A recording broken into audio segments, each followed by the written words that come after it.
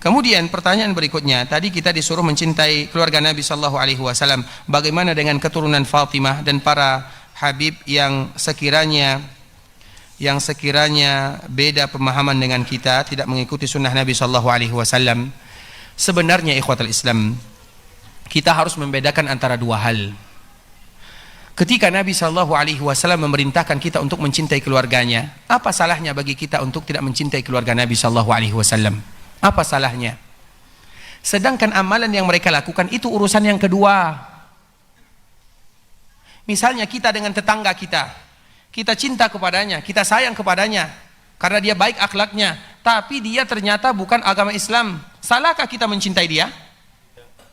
Atau dia rajin melakukan maksiat, salahkah kita mencintai dia? Karena cinta itu banyak macamnya. Nah, ketika Nabi Shallallahu Alaihi Wasallam mengatakan cinta kepada keluarganya, apa salahnya ketika kita mencintai keluarga Nabi Shallallahu Alaihi Wasallam? Kita harus membedakan. Kemudian dikala dia melakukan amalan-amalan yang tidak sesuai dengan apa yang diajarkan oleh Nabi, itu urusan yang kedua. Urusan yang pertama itu adalah bagaimana kita mencintai orang yang dicintai oleh Nabi Shallallahu Alaihi Wasallam. Selalu kami menyebutkan sebuah kisah yang sangat indah ikhwatul Islam di dalam sebuah kitab yang dikarang oleh Imam Ibnu Qudamah. Kitabnya berjudul At-Tawwabin. Di dalam kitab At-Tawwabin ini judulnya artinya adalah orang-orang yang bertaubat. Kemudian di dalam kisah ini disebutkan ada keluarga Nabi Sallallahu Alaihi Wasallam, suami dan istri dia keturunan Nabi Sallallahu Alaihi Wasallam. Tiba-tiba suaminya meninggal. Ketika suaminya meninggal, istrinya tidak bisa lagi mendapatkan penghasilan. Ketika dia tidak lagi bisa mendapatkan penghasilan, bagaimana dia menghidupi putra dan putrinya? Kalau dia minta kepada orang lain, dia malu karena untuk menjaga nasab Nabi Sallallahu Alaihi Wasallam. Karena memang keluarga Nabi tidak boleh diberikan kepada mereka sedekah. Kemudian ikhwatul Islam, akhirnya dia terpaksa keluar dari kampung halamannya. Karena kalau dia meminta kepada orang kampung halamannya, dia akan malu. Karena orang mengatakan kamu keluarga Nabi Sallallahu Alaihi Wasallam. Akhirnya dia keluar. Ketika dia keluar ikhwatul Islam, maka dia bertemu dengan orang-orang yang ada di daerah lain. Kemudian di daerah ini dia menawarkan, menyebutkan, aku berasal dari keluarga Nabi, suamiku sudah meninggal, juga berasal dari keluarga Nabi, dan aku tinggal sendiri menjaga putra dan putriku, dan aku tidak bisa bekerja, tolong bantu diriku. Itu kata keluarga Nabi Shallallahu Alaihi Wasallam tersebut atau keturunan Nabi ini. Kemudian apa kata orang yang tadi ditanya, apa buktinya kamu keluarga Nabi Shallallahu Alaihi Wasallam? Apa buktinya? Wanita ini tidak bisa menjawab karena tidak ada buktinya. Kemudian dia meninggalkan orang yang tadi dia ingin meminta. Dia pun pergi ke tempat orang lain. Ada salah seorang yang kaya. Kemudian orang kaya ini, sayangnya dia bukan beragama Islam. Tapi seorang wanita, apa yang dia harus lakukan dengan anak putra dan putrinya? Bagaimana dia akan mencari kehidupan melihat anaknya sudah lapar, melihat keluarganya tidak bisa makan lagi. Semuanya akan dia lakukan. Bahkan minta tolong kepada orang yang beragama yang bukan Islam pun dia akan lakukan. Akhirnya dia minta tolong. Dikala dia minta tolong, orang ini menolongnya.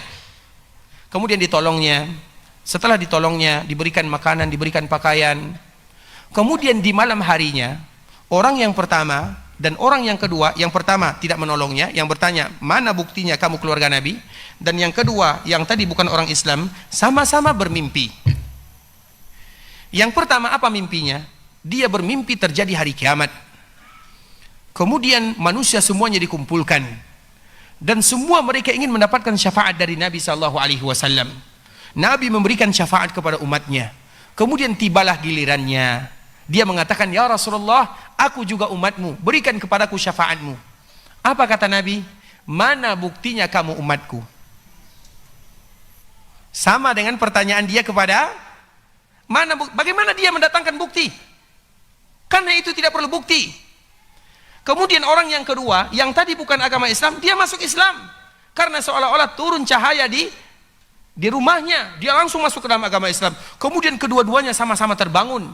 Yang tadi langsung mencari keluarga Nabi ini. Kemudian dia mengatakan, kami akan bantu kamu, kami akan melakukan semuanya. Yang kedua ini tidak mau melepaskannya.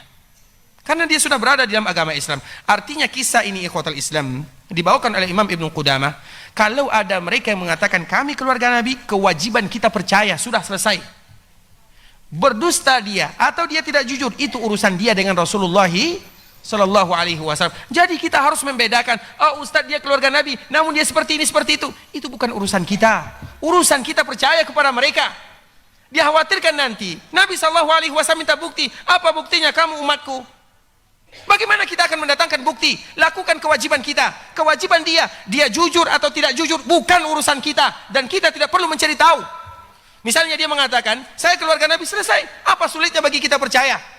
Tapi kalau dia berbuat baik atau tidak berbuat baik, itu urusan lain. Urusan pertama itu adalah percaya, selesai. Walaupun sebenarnya orang yang berasal dari keluarga Nabi, mereka akan berusaha untuk menyembunyikan jati diri. Karena berbeda. Ada dua orang anak yang mereka sama-sama merokok. Yang satu anak sekolah di SMP, yang satu anak sekolah di pondok, anak ustadz. Padahal maksiatnya sama-sama merokok. Mana yang akan lebih dihukum atau yang akan lebih dibuli? Anak siapa? Anak ustadz yang sekolah di, padahal sama-sama merokok. Tapi kenapa dia harus lebih lagi ditekankan hukuman kepada dirinya?